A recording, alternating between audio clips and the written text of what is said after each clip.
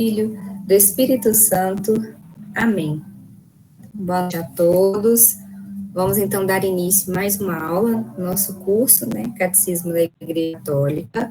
E hoje nós iremos tratar do capítulo 2, cujo título é Amarás o próximo como a ti mesmo. Me apresentando, meu nome é Rafaela, já estive aí com todos vocês anteriormente no módulo de revisão, e agora vamos dar continuidade.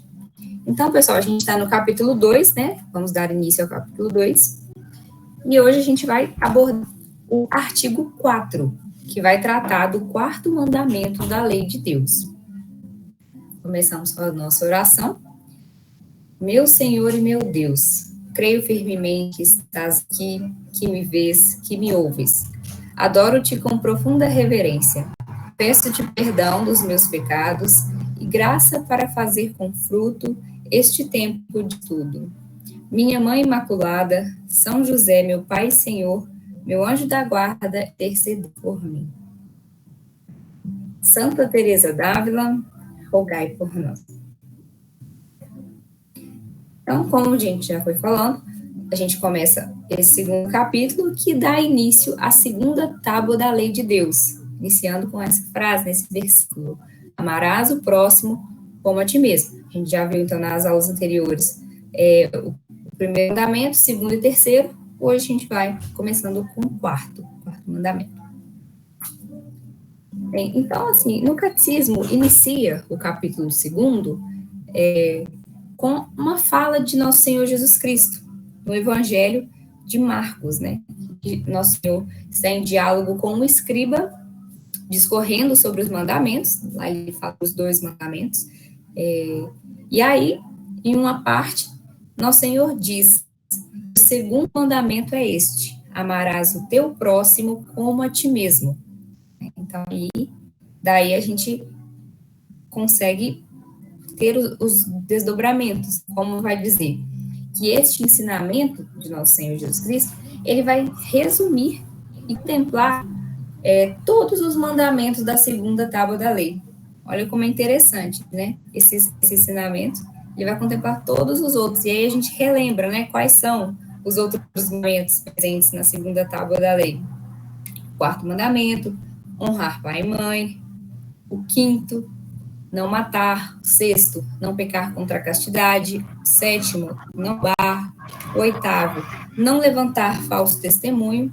E o nono, não desejar a mulher do próximo, finalizando com o 10º, não cobiçar as coisas alheias. E assim também vai dizer São Paulo, nos recordar que quem ama o próximo cumpre plenamente a lei. E lá em Romanos também vai escrever, que o amor ele não faz mal algum ao próximo. Portanto, o amor é o cumprimento perfeito da lei. Então, essa introdução foi basicamente, para a gente entrar na segunda tábua da lei, para vermos que agora nós falaremos da relação, primeiro falamos da relação do homem com Deus, e agora é a relação entre os homens, A gente vai avaliar tudo, vai estudar, tudo que refere a esse relacionamento entre os seres humanos, no perfeito cumprimento da lei de Deus. Agora, enfim, vamos direto para o quarto mandamento, o artigo 4. E esses 2 versículos, muito comuns, e conhecidos da Sagrada Escritura, eles já dão, assim, um início para a gente ser introduzido neste mandamento. Começando com: honra pai e tua mãe, para que viva longos anos na terra que o Senhor teu Deus te dará. Lá em Êxodo. Esse é o mais conhecido, Honra teu pai e tua mãe, para que viva longos dias na terra. E também, lá em Efésios vai dizer: filhos, obedecei a vossos pais no Senhor, pois isso é de justiça. E no catecismo, a gente vai ter essa primeira parte do mandamento, do quarto mandamento, apontando para 2 direções. A primeira vai tratar da ordem da caridade. A segunda vai tratar da observância desse mandamento e a consequência que isso gera em nós, A consequência já é colocada como uma recompensa. Então, vamos começar falando um pouquinho dessa ordem da caridade. Quanto à ordem da caridade, O quarto mandamento, ele vai indicar, então, essa ordem, e a gente coloquei em 3 blocos. A primeira, né, a mais importante, é Deus, né, que nós temos que honrá-lo acima de todas as coisas. Em segundo lugar, honrar os pais, que vai dizer que essa é a relação mais universal, né, que os nossos pais são aqueles que devemos a vida, né, que nos transmitem o conhecimento de Deus. E por último também, dentro dessa ordem, né, então começando por Deus, passando pelos nossos pais, chegamos a todas as outras pessoas, as quais Deus revestiu de sua autoridade. E aqui a gente pode colocar os outros membros do grupo familiar, tios, avós, as outras pessoas. Colocamos também os nossos professores, mestres, tutores, guida, patrões, chefes, o respeito à honra à pátria, também aos governantes, administradores, e por aí vai. É sempre tendo em mente essa questão de honrar todos aqueles que Deus reveste de sua autoridade. E isso é contemplado no quarto mandamento. Muitas vezes as pessoas pensam, né, no quarto mandamento e focam apenas neste segundo bloco, né, dos pais, pai e mãe. E com esse estudo que a gente consegue observar que esse honrar, esse respeito, essa obediência, passa pelos nossos pais e vai finalizando através de todas as outras pessoas que Deus reveste de autoridade. E o segundo ponto vai ser sobre a observância do quarto mandamento e a sua recompensa. E no caso, então, vai dizer que o respeito a este mandamento, ele alcança juntamente os frutos espirituais, a gente pode pensar aí no crescimento na graça de Deus, o crescimento nas virtudes, os frutos temporais de paz e prosperidade, até mesmo, né, o crescimento e as graças materiais, que Deus assim também permite. Então, tudo isso vem como recompensa, mas, ao contrário, não observar este quarto mandamento traz grandes prejuízos, grandes danos para as comunidades e para as pessoas. Esse ponto aqui eu achei muito interessante. Entender, então, as graças e também as consequências terríveis quando não cumprir este preceito, esse mandamento. E aqui vai dizer, né? Honra teu pai e tua mãe. Este é o primeiro mandamento, acompanhado de uma promessa, para que seja então feliz e tenha longa vida sobre a terra, lá em Efésios, como a gente também tinha falado naqueles versículos mais conhecidos. E aqui também trouxe para a gente pensar, né, refletir, juntar com tudo isso que a gente está estudando, sobre a figura de nosso Senhor Jesus Cristo, dentro da Sagrada Família. Jesus, que é Deus, ele obedeceu aos seus pais, criaturas. Então, assim, e era obediente, vai dizer lá no Evangelho de São Lucas, que nosso Senhor era obediente. E nosso Senhor, então, obedientíssimo, ele nos aponta um caminho para seguir este mandamento. Então, na figura de nosso Senhor, nós temos aí o perfeito exemplo, o cumprimento do quarto mandamento. E a partir disso, temos que tomar a firme decisão de seguir este mandamento, de cumpri-lo. Coloco aqui agora os tópicos desse artigo, né? Então, o artigo 4 vai tratar completamente, né, sobre o quarto mandamento. Ele é dividido em 5 tópicos. Esses tópicos, né, a gente vai ver um por um, alguns a gente vai dar um foco maior, né, e outros vamos passar um pouco mais breve, né, mas depois, se ficar alguma dúvida, no finalzinho a gente conversa, a gente disponibiliza algum material. Mas, enfim, então o primeiro tópico vai tratar família no plano de Deus. O Deus está minúsculo aqui, a gente tem que corrigir isso. Segundo tópico, a família e a sociedade. Terceiro tópico, deveres dos membros da família. O quarto tópico, a família e o reino. E, por último, as autoridades na sociedade civil. Então, vamos ver tudo isso um pouquinho, né? Então, começamos com a família no plano de Deus. Esse tópico, ele vai ser em 2 momentos. Então, ele começa falando da natureza da família. Ou seja, as características que a família possui. E aí ele começa falando que a comunidade conjugal, ela se fundamenta sobre o consentimento dos esposos, né, dos esposos. E aí vai trazer, coloquei aqui um ponto do catecismo, que eu retomei lá do sacramento do matrimônio, para a gente relembrar o que é esse consentimento dos esposos, né? Que vai dizer assim, o consentimento, ele consiste em um ato humano pelo qual os cônjuges se doam e se recebem mutuamente. Então, eu acredito, né, que no catecismo trouxe isso para começar realmente da origem, né, da família. Então, a família, ela é constituída a partir do sacramento do matrimônio, que se deu por meio, né, do consentimento dos esposos. Aí vai dizer assim também, que o matrimônio e a família, eles estão ordenados para o bem dos esposos, para a procriação e educação dos filhos. Então, a gente tem que pensar, né, acredito que era na teologia do corpo, que fala muito do caráter univo e procriativo, da união entre homem e mulher. Então, aqui traz a primeira parte, o caráter unitivo, ou seja, o bem do esposo e da esposa. E da mesma forma, traz também o caráter procriativo, né? Os filhos, e a partir dos filhos, a educação destes, né? Que o Senhor confia à esposa e o esposo.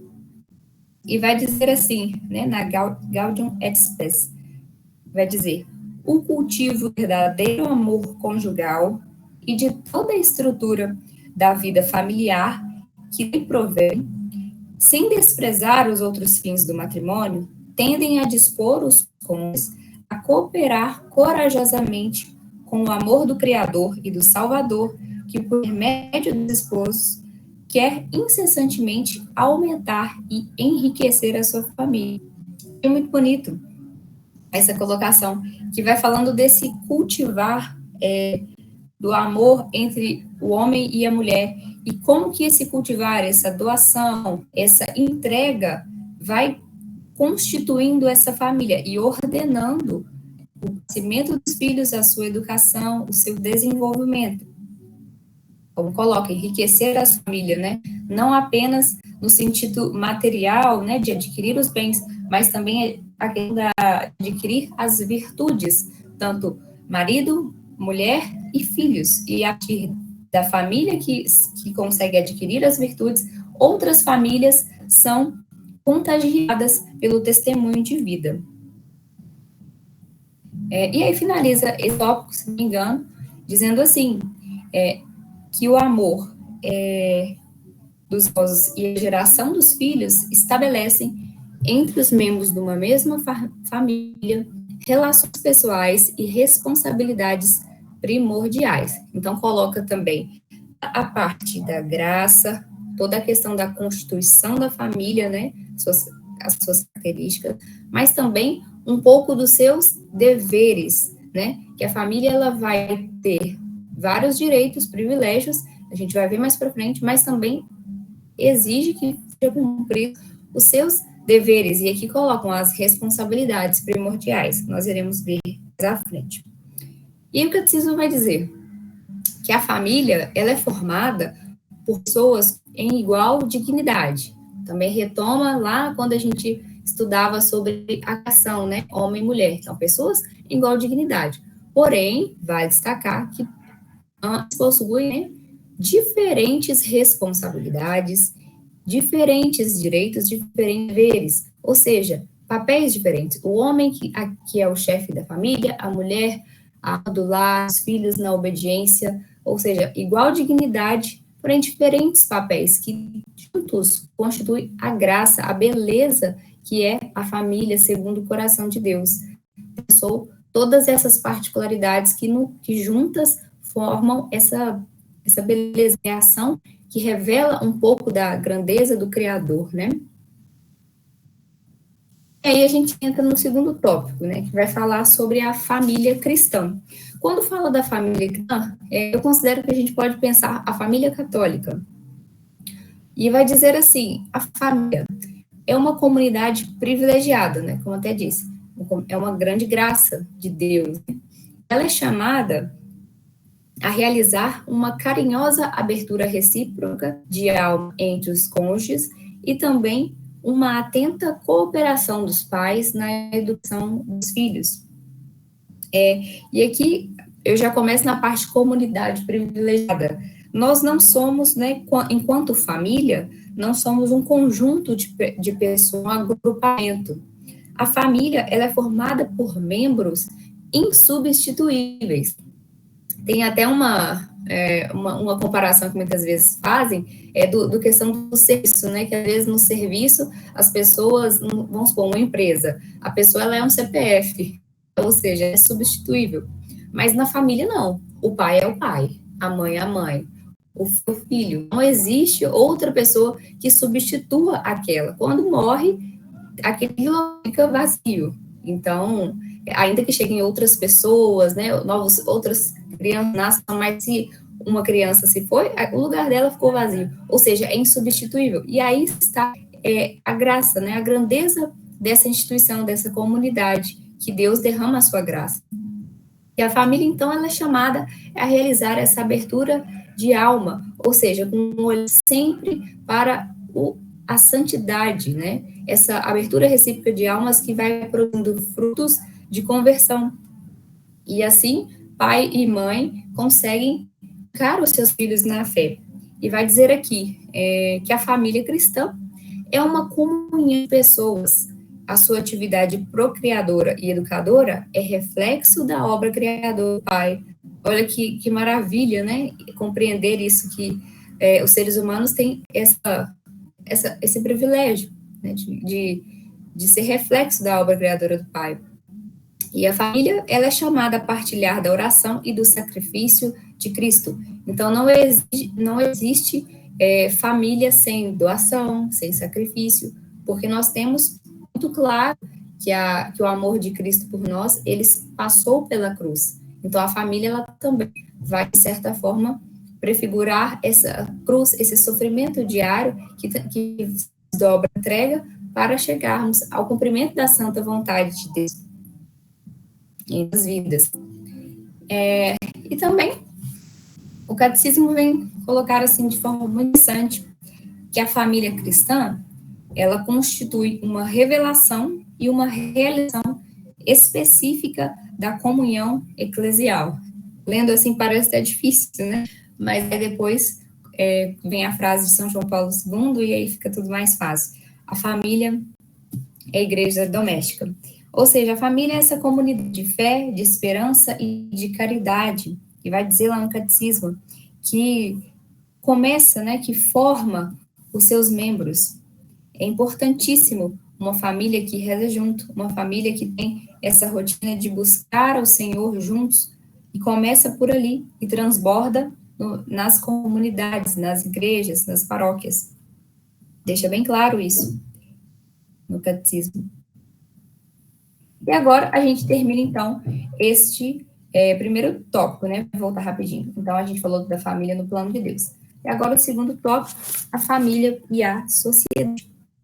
E é muito bonito quando coloca, né, que a família, então, ela é a célula originária da vida social. Ou seja, ela que inicia todas as relações, né, humanas, sociais, ela que ordena, e vai dizer no catecismo, que é ela a sociedade natural, em que o homem e mulher são chamados ao dom de si, no amor e no dom da vida. Olha que bonito. A autoridade, a estabilidade e a vida de relações no seio da família constituem os fundamentos da liberdade, da segurança e da fraternidade no seio da sociedade. Ou seja, as famílias, quando ordenadas, né, quando vivem aquilo que é o projeto de Deus, isso se derrama, né, através do convívio social. Ou seja, uma família ordenada gera uma sociedade ordenada. Quando uma família está desestruturada, consequentemente, a sociedade ela se abala também. É o que a gente vê hoje, quando a gente não vê famílias em que não há a autoridade dos pais, famílias que não têm estabilidade alguma, né? As crianças elas não conseguem compreender a estabilidade, lares destruídos, e a gente vai vendo isso, os danos na própria sociedade. E continua, que a família, ela é a comunidade em que, desde a infância, se podem aprender os valores morais, começar a honrar a Deus e a fazer bom uso da liberdade. A vida da família é a iniciação à vida em sociedade. É aquela história, né? A gente já ouviu muitas vezes, né? Aquelas crianças que a gente vê que é bem criado, a gente sabe que se comporta bem, a gente sabe que não vai dar trabalho na rua, né? E o contrário é totalmente verdadeiro. A gente vai vendo, desde os pequenininhos que já não têm, que não aprenderam valores morais, eles já entram para a sociedade completamente perdidos. E ele nos ensina, né, que o cumprimento do quarto mandamento passa por esse ensinar, começar desde a eternidade, ensinar essas crianças os valores. E aqui vai finalizando, né, que por meio da família, os membros responsabilizam por suas ações, cuidam dos necessitados, ajudam o próximo. Então, tem uma grande parte aqui no catecismo que vai falar de várias ações de ajuda, de auxílio à família, né? Vai tratar desse apoio, fortalecimento do casamento e da família, e tudo isso é uma consequência dos valores que são adquiridos na criação dos filhos.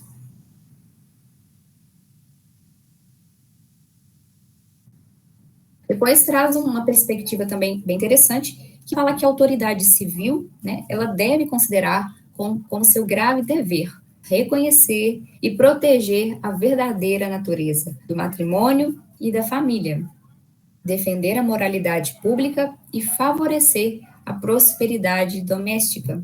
Ou seja, é imprescindível o apoio e fortalecimento do casamento e da família. Existe diante de quê? Da importância da família para a vida e o bem-estar da sociedade.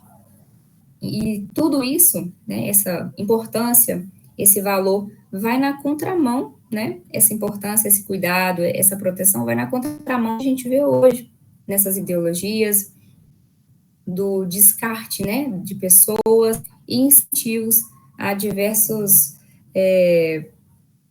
situações complicadas, por exemplo, o divórcio, né, esse incentivo tão grande ao divórcio, e também as pseudodurações de família existentes. Passamos agora ao terceiro tópico. Se eu estiver correndo, gente, vocês me falam, fico um pouquinho preocupado com esse limite de tempo. Mas, continuando, essa parte, ela é bem central, né, que é basicamente o que a gente mais conhece sobre o quarto mandamento, que vai estar sobre os deveres dos membros da família. A gente vai falar dos deveres dos filhos e os deveres dos pais.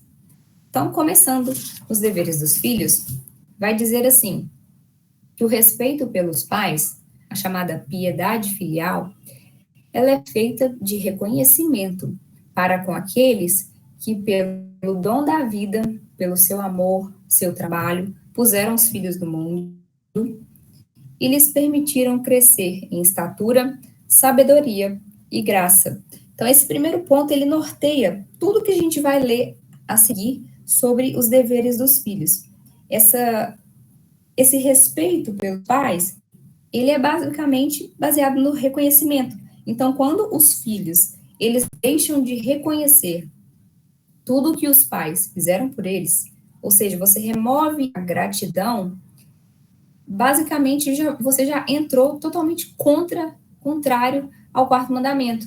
Porque se você não tem gratidão, você simplesmente ignora que os seus pais te deram o dom da vida, cuidaram e proveram todo o seu desenvolver até o dia de hoje, né? E assim a gente também tem que entender, né? Coloca assim, tem vários momentos que o catecismo traz alguns versículos da Sagrada Escritura, e esse aqui também é muito interessante, e vai trazer justamente essa questão, né, da gratidão, entender que a gente não só pode olhar o hoje, a gente tem que olhar também o que a gente já viveu, ter gratidão por tudo que a gente já recebeu, né?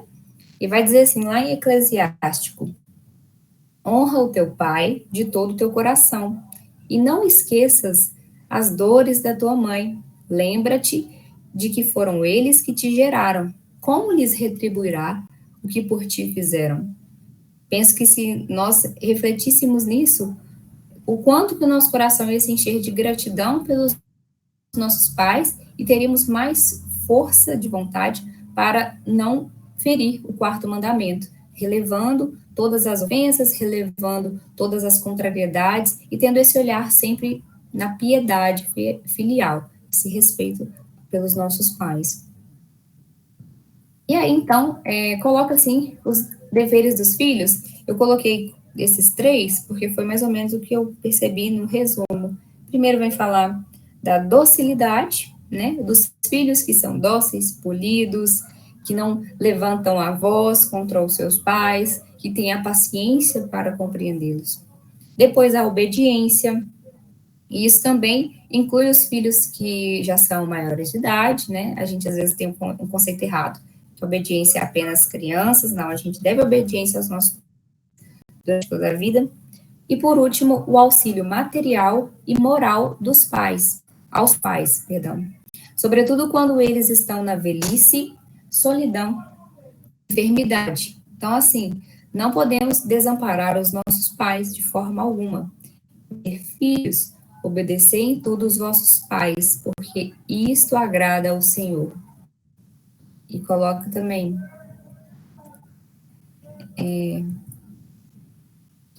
como está destacado em branco, filho, ampara o teu pai na velhice, o desgostes durante a vida. Então, esse ponto aqui, retomando aquilo que já foi dito, né? Da gente também dar esse apoio moral e material aos nossos pais. E aí continua essa parte, é muito interessante também. Os filhos, eles devem também obedecer às prescrições razoáveis dos seus educadores e de todos aqueles a quem os pais os confiaram. Mas se o filho se persuadir em consciência de que é moralmente mal obedecer a determinada ordem, não o faça.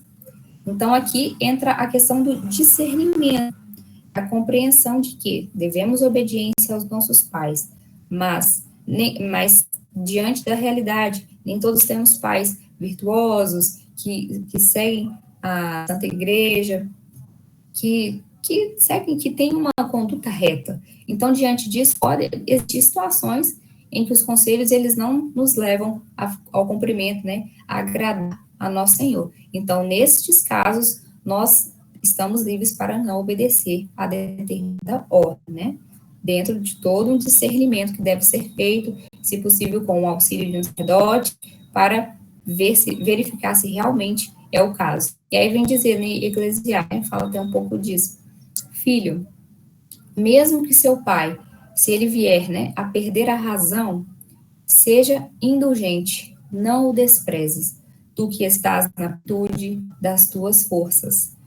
Aí vai dizer uma outra parte, que é como um blasfemor que desampara o seu pai, e é amaldiçoado por Deus aquele que irrita a sua mão. Ou seja, ainda que eles estejam errados, nós devemos ter respeito por eles. Seguir alguém que vai contra ao que nos pede nosso Senhor, nós não, é outra coisa, mas não podemos ser desrespeitosos com os nossos pais, ainda que eles percam, né, como diz aqui, a razão, a lucidez. E aí essa frase, né, que acho que em Efésios 3:15, que tá, como coloquei aqui, que está bem no início dos deveres dos filhos, eu achei ela muito interessante e serve de base assim, para refletirmos bastante, que a paternidade divina é a fonte da paternidade humana. Deus que se fez, Deus Pai que se fez Pai, que cuida de nós como Pai. Ele é a fonte da paternidade nessa terra. Isso também desperta, né, um outro olhar para os nossos pais, tendo a compreensão dos nossos pais, como a gente vai falando, né, dos pais e também aqueles que desempenham alguma autoridade dada por Deus. É compreender que Deus é essa fonte.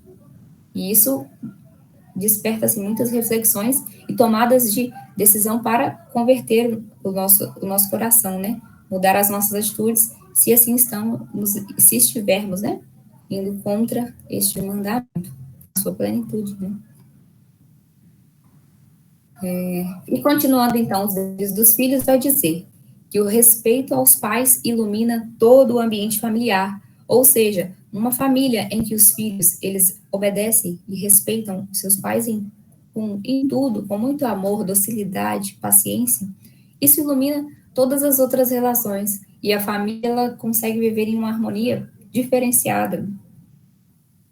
Aí finaliza, dizendo que os cristãos também devem uma gratidão especial àqueles de quem receberam o dom da fé. Então, olha que interessante. Dentro ainda dos deveres dos filhos, nós temos que ter gratidão, por exemplo, aos nossos catequistas, aos padres que nos ensinaram. Por exemplo, uma tia, uma avó, um amigo, uma pessoa que te ensinou a crescer na fé, te ensinou a rezar o Santo Terço, te ensinou a restar alguma oração. E isso ainda está dentro dos nossos deveres como filhos.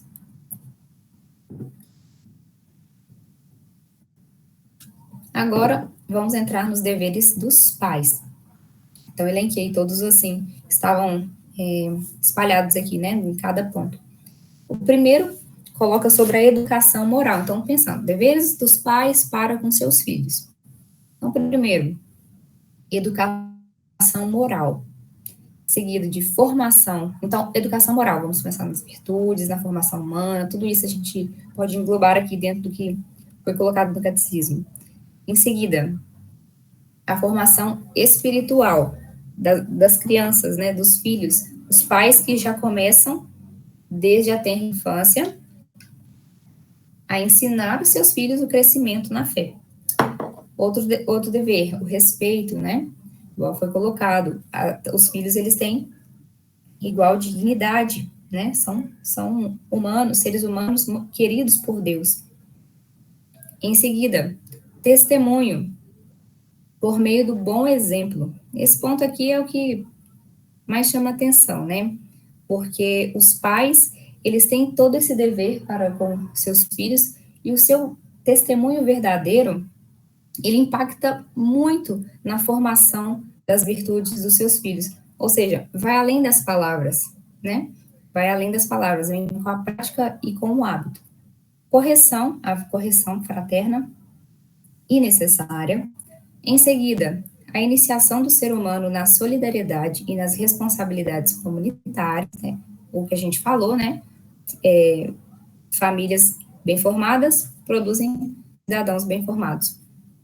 E, por último, aconselhamento e opiniões nos momentos de discernimento. Sobretudo, estado de vida e profissão, sem constranger ou impor aos seus filhos, ou seja, os pais eles aconselham, eles ajudam, mas sem impor. E dizendo no catecismo que o papel dos pais na educação é tão importante que é quase impossível substituí-los.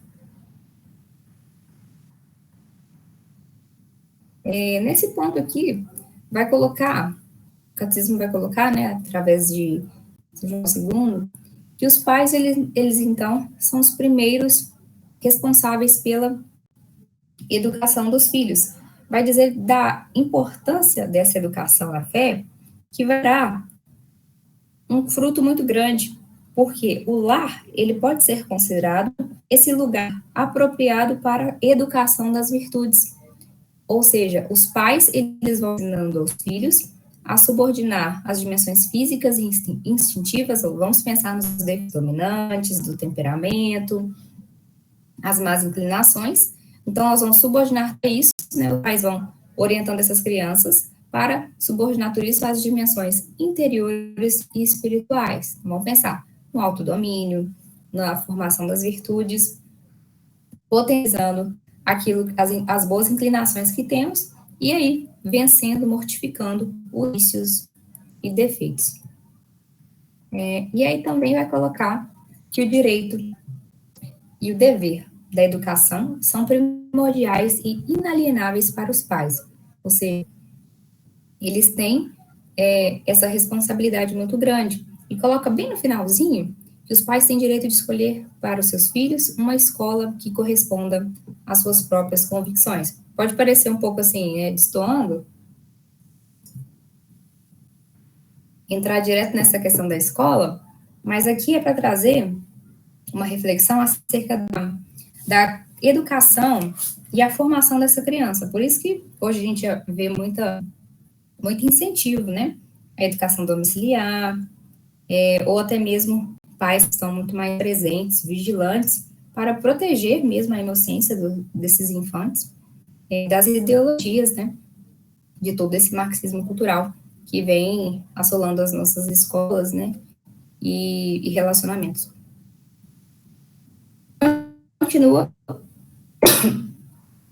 falando um pouco dos deveres dos pais, só um minutinho, um pouquinho sobre os deveres dos pais, dizendo que pela graça do sacramento do matrimônio, os pais receberam a responsabilidade e o privilégio de evangelizar os filhos.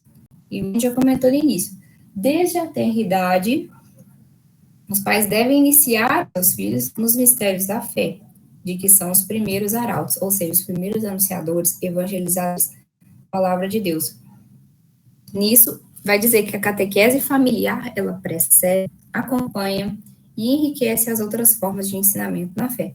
Por isso que diz, a família, igreja doméstica. Todos esses ensinamentos começam no lar e transbordam através de outras realidades. E também é muito bonito essa parte, né, que vem dizer que é uma via de mão dupla. Os pais ensinam aos filhos, mas os filhos também contribuem para o crescimento dos seus pais na santidade. São os filhos que vão exigindo dos pais essa generosidade, esse fazer sem se cansar, esse perdão mútuo das ofensas e injustiças, enfim, esse afeto mútuo que exige a caridade de Cristo, como coloca aqui no catecismo. Ou seja, os pais vão se doando aos filhos, se entregando a eles, e com essas situações, né, que vão sendo providenciadas no dia a dia, eles vão crescendo na vida interior. Bem, essa era a maior parte que fala dos deveres. Muito vale depois dar uma lida novamente, pessoal, embora vai disponibilizar o material, mas são muitas coisas assim para digerir, é muito interessante esse tema. Agora a gente vem para o quarto tópico, e o quarto e o quinto são bem pequenininhos, assim, pequenininhos no sentido assim, eu dei uma resumida, né, aqui para a gente focar mais na parte dos pai e mãe, mas aqui só para a gente não deixar de falar, o quarto tópico vai falar da família e o reino. E aí, de que vai tratar? Ele vai tratar de que os pais, né, devem acolher e respeitar, com alegria e ação de graças, o chamamento que o Senhor fizer a um dos seus filhos, para o seguir na virgindade pelo reino, na vida sagrada ou no ministério sacerdotal. Então, a gente vai pensar na vida religiosa e no sacerdócio. Então, os pais devem apoiar esses filhos que Deus chama, né, que são vocacionados. E coloca aqui, né, que os pais devem apoiar essa decisão diante de que a primeira vocação do cristão é seguir Jesus, né? Existem as diferentes vias, né? O matrimônio, no caso, o ministério sacerdotal, a vida consagrada, são diferentes vias, mas o Senhor chama, e aí, eles que são dóceis ao seu espírito de responder, né? De dizer o seu sim, o seu eis-me aqui. E no Evangelho de Mateus vai dizer, né, que o próprio nosso Senhor diz, quem ama o pai ou a mãe mais do que a mim, não é digno de mim. E quem ama o filho ou a filha mais do que a mim, não é digno de mim. Então, esse versículo, ele coroa, né, essa parte tão importante também ser refletida dentro do quarto mandamento. E, por fim, o quinto tópico, ele vai tratar das autoridades na sociedade civil. Então, como a gente falou, né, lá no início da aula, a gente foi falando o honrar, né, que honrar a Deus, depois os nossos pais, e depois as pessoas que nosso Senhor revestiu de autoridade. E aí vem tratar durante todo o tópico dessa necessidade de honrar essas pessoas que receberam de Deus autoridade na sociedade. E vai ter, então, 3 subtópicos, né, que vai tratar sobre os deveres das autoridades civis. Então, a gente vai... É muito interessante essa parte que vai tratar de toda a questão de como deve ser feito esse exercício, né, da autoridade, como que possui seus limites, e que como também não pode enxergar o que é contrário à dignidade das pessoas e à lei natural.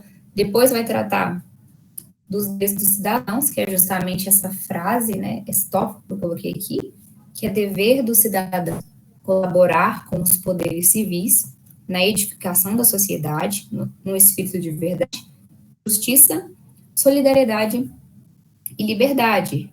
Ou seja, é até um pouco daquilo, né, que vai lá dizer em Romanos, como está dizendo aqui, dai a cada um que lhe é devido, seja imposto, seja taxa, ou também o temor e o respeito. Por último, trata da comunidade política e igreja, aqui vai dizer um ponto importante. É esse ponto importante aqui que eu quero colocar também, é muito interessante quando fala de que o cidadão, ele está obrigado, em consciência, a não seguir as prescrições das autoridades civis, quando essas prescrições forem contrárias às exigências da ordem moral. Ou seja, a gente tem que pensar em que ponto, como diz em Atos dos Apóstolos, deve-se obedecer-se antes a Deus do que aos homens. Aí a gente vai até pensar aí, né, uma perspectiva dos mártires, né, que não compactuaram com as idolatrias, com tudo aquilo que era colocado, né, sendo fiéis a Cristo, e hoje nós também somos chamados a não compactuar com tudo aquilo que vem contra a nossa fé católica e quer ser colocado para nós como verdadeiro e como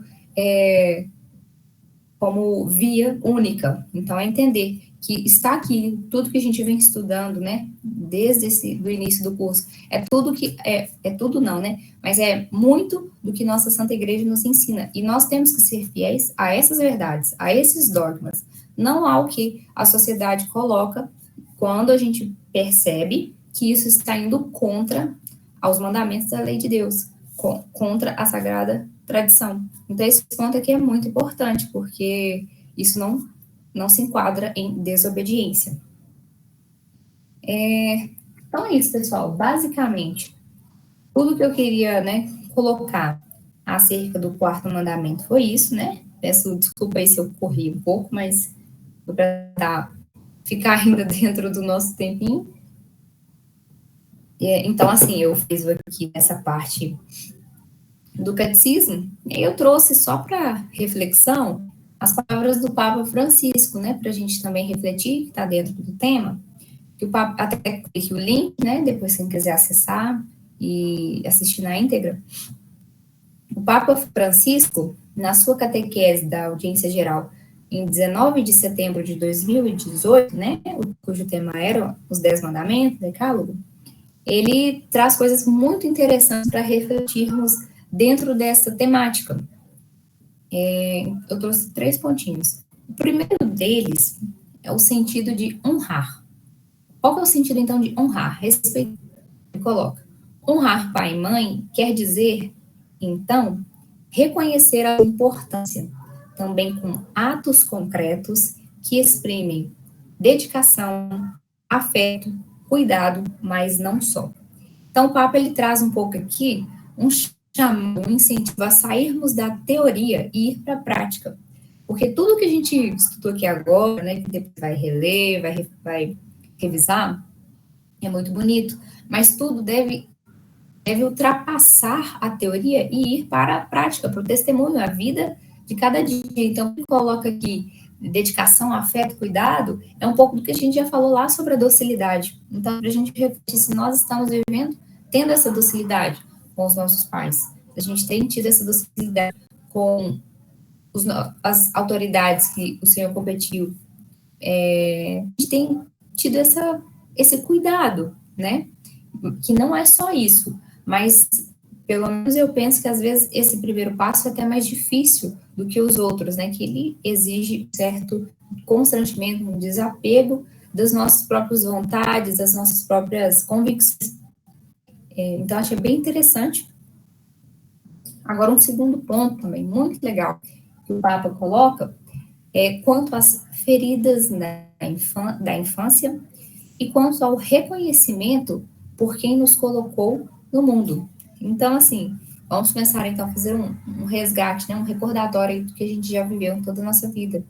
Vai dizer o Papa, mesmo que nem todos os pais sejam bons e nem todas as infâncias sejam serenas, aqui eu abro um parênteses, né? Todos nós gostaríamos de ter tido pais, né? Vou colocar aqui dois santos bem conhecidos, né? São Luís e Santa Zélia Martã, pais de Santa Teresinha, pais santos.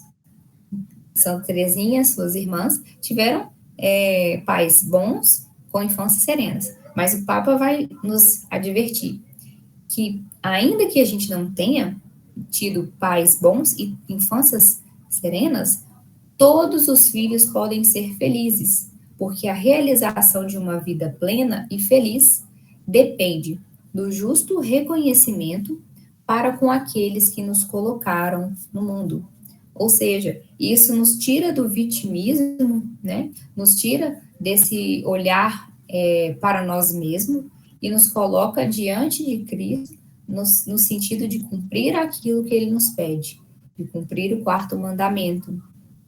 Ou seja, cumprir este mandamento que vem junto com essa promessa, certo? E reconhecer qual que é o princípio fundamento da nossa existência, que é amar a Deus, servi-lo e assim salvar a nossa alma. Então, isso traz, assim, um ponto que eu achei bem marcante para também a gente refletir, porque muitas vezes entramos numa espécie de murmuração das nossas vidas e acabamos deixando por cumprir com excelência esse mandamento que nos leva a estar mais com Deus e que também produz tantas graças, tantos frutos espirituais em nossas vidas. E por último, para finalizar, o Papa coloca o exemplo dos santos, né? E vai dizer que muitos santos e muitos cristãos, depois de uma infância dolorosa, viveram uma vida luminosa. Por quê? Graças a Jesus Cristo, se reconciliaram com a vida. Olha que legal. E aí o Papa trouxe vários exemplos, né? Eu não conheço a história de todos, eu dei até uma lidinha rápida, mas não com uma profundidade para explicar aqui para vocês. Mas eu coloquei, vou deixar o link para depois quem quiser ter a curiosidade de conhecer as histórias, mas eu coloquei esses três exemplos.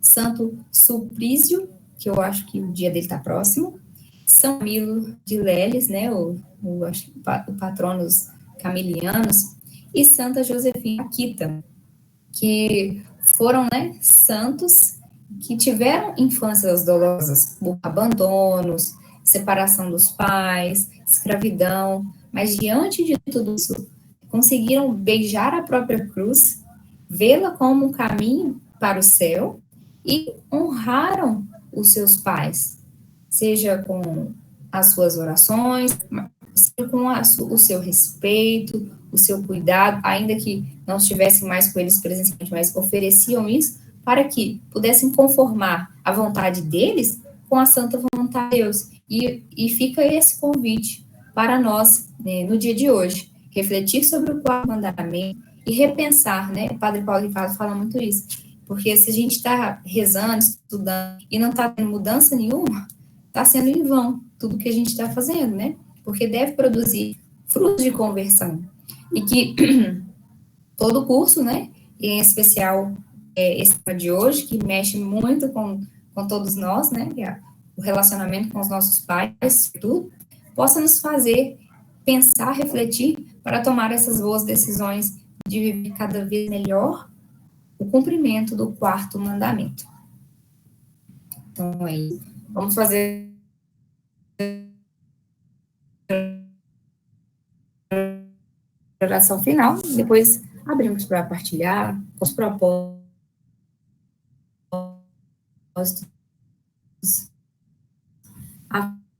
afetos e inspirações